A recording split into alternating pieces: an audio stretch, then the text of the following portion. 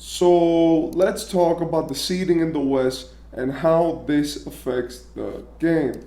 Now, yesterday in my video, I spoke a lot about how the seeding in the West is going to affect a lot how the MVP chances look for the league. As we know, in the East, the MVP chances are basically cooked because even though we do see Tatum as a front runner, I don't think anyone's going to vote for him. Giannis, it seems like the voters hate him every season because they never want to give him the award. And I mean that with passion because Giannis is a phenomenal player who puts himself out there every game and has gotten significantly better every season.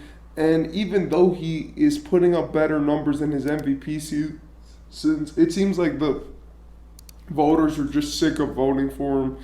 It seems like they want to give somebody else the MVP, and that has caused him to have way less notoriety throughout the league in general in terms of his all-time greatness. Because even though he is having MVP seasons, they are not giving him the MVP. And I do think that in a few years, when we look back at his seeding every season, at how he plays every season, at how many games he's playing every season, and how consistent he is, I do believe that Giannis will be considered one of the most snubbed players, like LeBron in many years where he was in Cleveland, Miami, and Cleveland again, and even in the Lakers, like Jordan in some of the seasons where other guys won it over him in the 90s, and like the other greats, which all have some type of MVP which has been quote unquote robbed from them.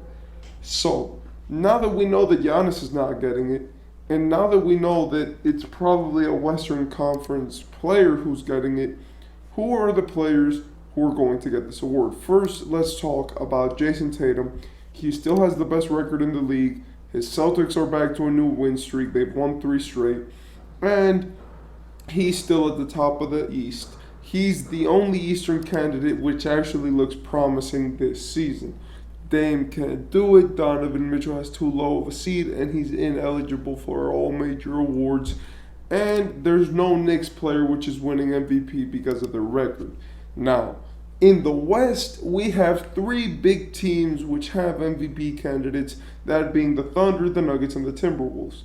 Now, as much as I do not think that Anthony Edwards is going to win it, I do believe that we should consider him because what his team has done this season and how they could finish first in the West is a very big topic to speak on MVP.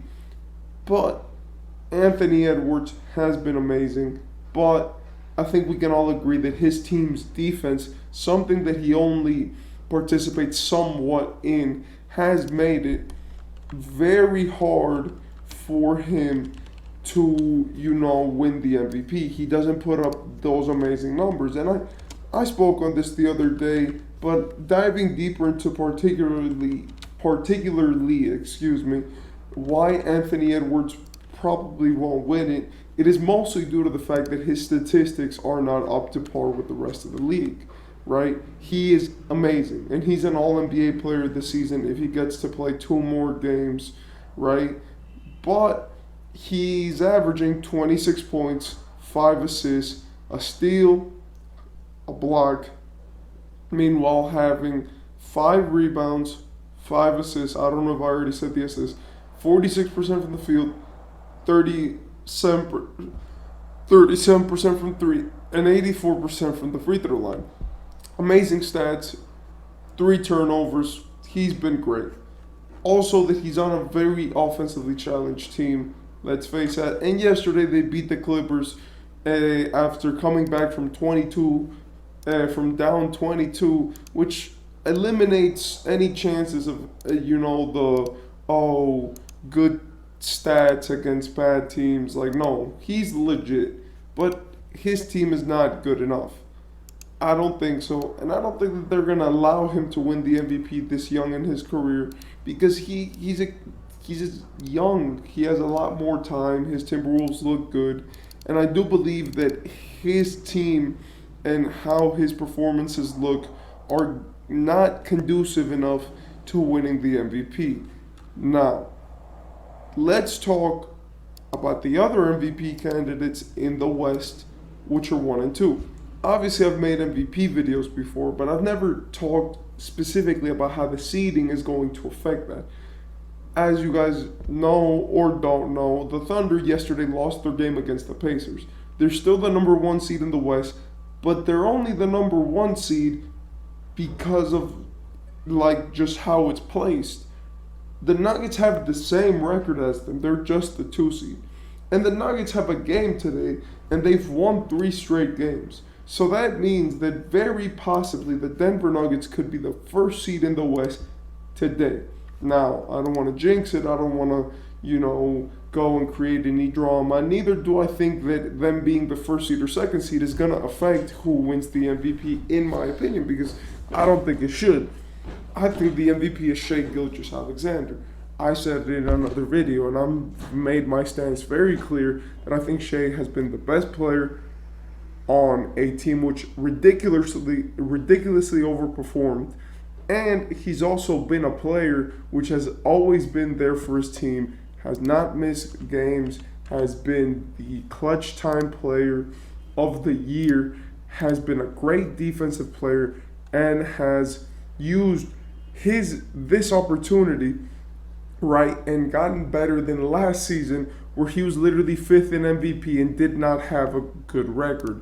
Let me say that again. He finished 10th in the West, was 5th in MVP last season, and Joel Embiid and the 4 guys who were in front of him were Jason Tatum, which this season is not having a better season than Shai, and Shai is going to be 1st in the West or 2nd, right, if things keep going the way that they're going.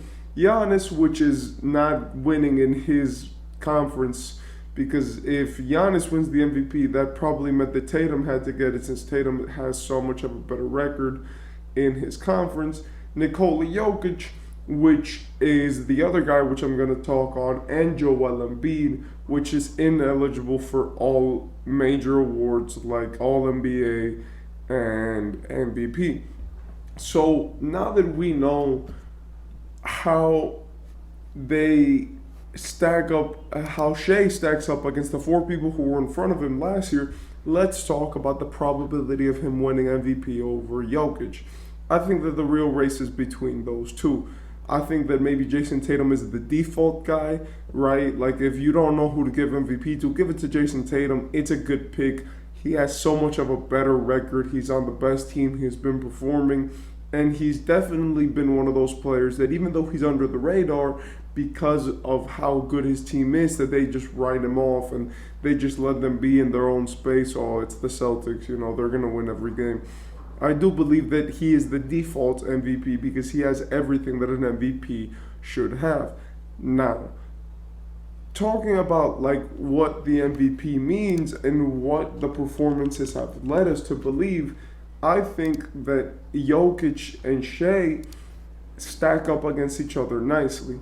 Jokic is obviously going to have statistical advantages because he is a passing big man, and that's just the truth. We cannot act the fool and talk about how Jokic is not going to have a lot of rebounds. He's 7'1", he's 284 pounds. The dude is going to have more rebounds and higher efficiency from the field than Shai Gilgeous-Alexander could even dream of achieving. So when it comes to positionalness, we can't just look at stats. We have to look at everything together.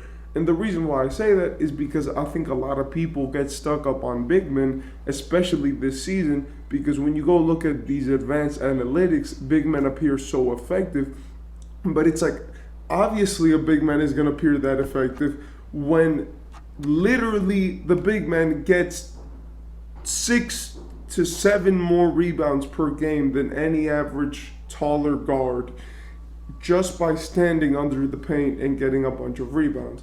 Yes, Jokic is a great rebounder, but out of his 12 rebounds, 3 are offensive. So that means that 9 are just rebounds that he gets on the defensive side of the ball, that he pulls them down probably from a missed shot or when everyone's getting back on defense. So when it comes to statistics and record, let's see what the Nuggets do today. But I do believe that there is a heavier inclination for Shai to win the MVP due to his play style, how he has done for his team, and what he means to his organization, as opposed to Jokic and Tatum, which are both superstars on great teams, which don't necessarily need to be carried.